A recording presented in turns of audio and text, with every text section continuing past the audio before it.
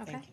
Hi. Yesterday, the Kurdish and Sunni parties boycotted the Iraqi parliament, so there was no quorum. Afterwards, the Speaker of Parliament gave a press conference and said the Parliament and Prime Minister need to decide the budget by consensus and not by the Prime Minister simply saying something. So there needs to be a consensus that's reached. And secondly, he said that relations between Erbil and Baghdad should return to their pre-referendum status and punitive measures should end. What's your view of that? I think, Laura, one of the things I first want to say to you, you and I have talked a lot in this room about how Erbil and Baghdad should sit down and have face-to-face conversations. I was pleased to see a picture on Twitter earlier today of some Kurdish and Iraqi central government figures sitting down and actually having those conversations. So you know what that proves?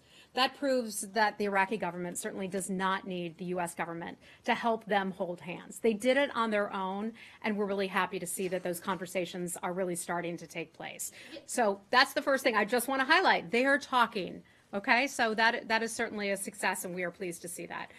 In terms of your question, our position just remains the same. We continue to urge our friends in Baghdad and Erbil to have dialogue about these matters, to reach an understanding over any outstanding issues that are in accordance with Iraqi law. Yes, but the Kurdish delegation consisted entirely of Kurdish opposition parties, which have denied the Kurdish media, besides their own media, access to any information. They're not briefing them.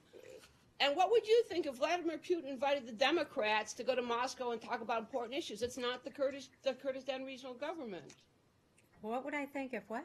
If Vladimir Putin invited the leadership of the Democratic Party, i.e. the opposition, to come to Moscow and discuss some important issues existing between Moscow and Washington. Would you consider that satisfactory? Look, overall, and I'm not going to get into that hypothetical. I wanted to hear that from you again because it was entertaining.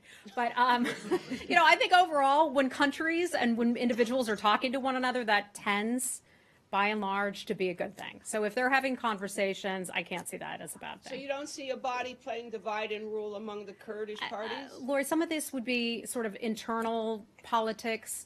And just as I would not expect them to weigh in on what our Congress does or some of our negotiations between the White House and Congress, I don't want to weigh in on those things either.